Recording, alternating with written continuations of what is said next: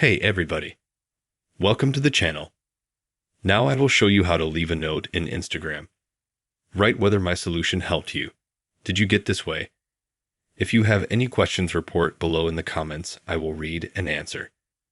Please subscribe to the channel. Put likes. To do this, we need to open Instagram.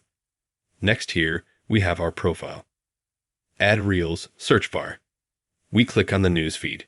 Swipe right. And to leave a note. Here we have messages. We can correspond with people. And at the top it says note. Click here further, we can add any text we want. We can choose any emoticons, and then when we have chosen, click save. And now, as you can see, I have published a note. And all my subscribers who are subscribed to me or subscribers that I am subscribed to, they will see that I wrote this text. If we want to edit it or delete it, we can click edit. And we can click and delete our note. That's how easy it is to put a note in Instagram. Absolutely on any phone. Let me know if my solution helped you. Did you manage to do it this way? If you have any questions, write in the comments. I will read, I will answer. Thank you for watching. Goodbye.